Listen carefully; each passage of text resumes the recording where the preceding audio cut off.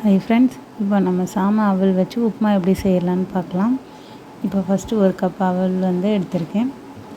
அந்த அவலில் தண்ணி ஊற்றி நம்ம வாஷ் பண்ணி எடுத்துக்கலாம். இப்போ ஒரு பேன் வச்சு அதில் ஆயில் கொஞ்சம் சேர்த்துக்கலாம்.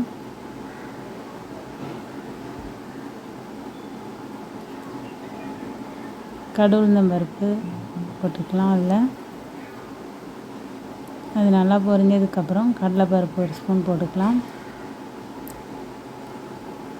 நல்லா ஃப்ரை பண்ணிக்கலாம். கருவேப்பிலை கொஞ்சம் ஆட் பண்ணிக்கலாம்.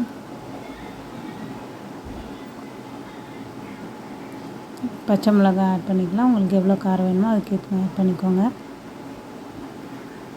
மீடியம் சைஸ் வெங்காயம் பொடி பொடியாக கட் பண்ணி அதையும் போட்டு நல்லா வதக்கிக்கலாம். வெங்காயம் நல்லா வதங்கினதுக்கப்புறமா மீடியம் சைஸ் தக்காளி ஒன்று குட்டியாக கட் பண்ணி அதையும் போட்டு நல்லா வதக்கிக்கலாம். தக்காளி வெங்காயம் நல்லா வதங்கட்டும்.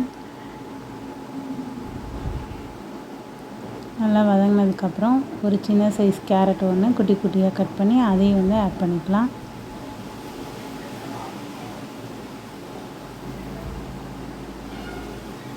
பீன்ஸ் ஒரு 4-5 பீன்ஸ் அதையும் கட் பண்ணி அதையும் ஆட் பண்ணிக்கலாம். வெஜிடபிள்ஸ் எல்லாமே நல்லா குட்டியாக கட் பண்ணிக்கோங்க. அப்போ தான் சீக்கிரம் நமக்கு குக் ஆகும்.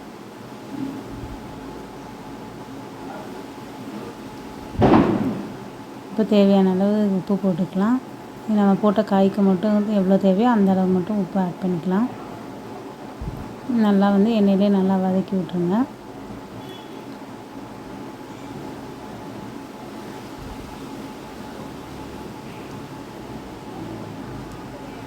இப்போ அந்த காய் நம்ம ஆட் பண்ணோம்னா அதுக்கு எவ்வளோ தண்ணியோ அளவாக மட்டும் தண்ணி ஆட் பண்ணி ஒரு 2 to 3 minutes நம்ம மூடி போட்டு சிம்மில் வச்சு வேக வச்சுக்கலாம்.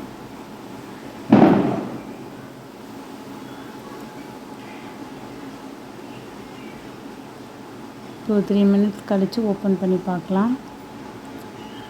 இப்போ நல்லா தண்ணி எல்லாமே ட்ரை ஆகிடுச்சு. நல்லாமே காய் எல்லாமே நல்லா குக் ஆகிருக்கு. அப்புறம் அந்த அவல் நம்ம வாஷ் பண்ணி வச்சுருந்த அவலை அதில் போட்டு நல்லா மிக்ஸ் பண்ணிக்கலாம்.